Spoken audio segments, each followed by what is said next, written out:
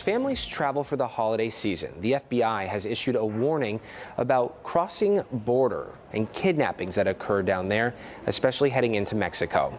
Joining us to talk about this warning for South Texas communities is FBI agent Marcus Joaquin. Good morning, sir. Thank you so much for coming on the show this morning.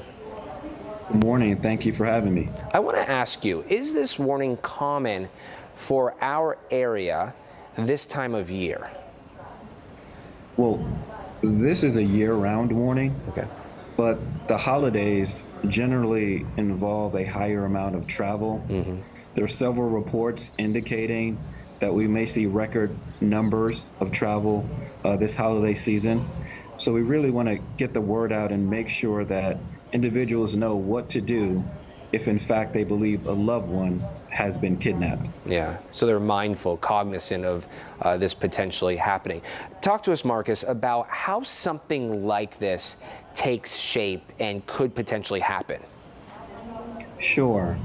So generally, an individual may receive a ransom call, or someone may witness something where individuals are taken.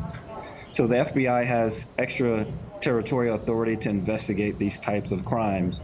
But what will happen is a family member or loved one will receive a call with a demand for a ransom payment. And it's going to be an alarming situation. People are going to be afraid because they're hearing that someone they love could be in harm's way. So with that, the hostage takers will demand various amounts of payment and demand it by a certain timeline. Yeah, very nerve-wracking. I cannot imagine receiving a phone call like this. I also imagine, if you have loved ones, family members, friends traveling to south of the border into Mexico, you think about the map of reception and cell service. You get a call like this and then you try getting in touch with that loved one, that family member or that friend, and you can't reach them. Maybe they're going through a spotty service. They're off the grid for a few hours. How can you tell if someone has legitimately been kidnapped? Well, there are a couple of things to look for. So for instance, say someone is traveling overseas into Mexico per se, and you've been in communication with them periodically, and then all of a sudden you lose that communication. And then time passes by and you receive a ransom call and someone's demanding some form of payment. Well, that's a major sign there.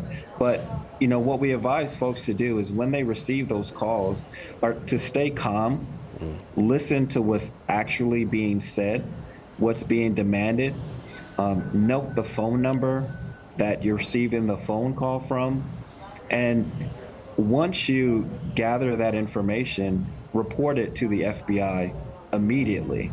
You can call your local FBI field office, or you could call 1-800-CALL-FBI.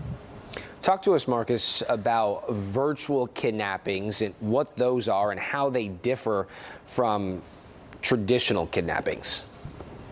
So virtual kidnapping is it's an extortion scheme where perpetrators will call a potential victim and they'll make you believe that a family member or a loved one has been kidnapped, when in fact no real kidnapping has occurred.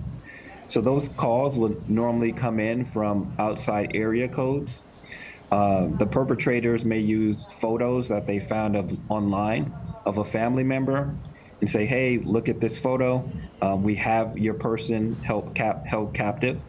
They'll also make threats against your family, just trying to obtain money when in fact your family member or loved one is not in any danger. What are you advising people to do if they themselves are the ones traveling abroad in a group and something happens to a member of that group, or if they have questions and concerns? What should they do when they're abroad? Sure. Before going abroad, you should make sure you have the contact information and know where your closest embassy or consulate is located. And if someone goes missing from your group, if you witness something, reach out to your local consulate or embassy. If someone just goes missing, also report it to American Citizen Services. Okay, all good information. Marcus, thank you so much for joining us this morning.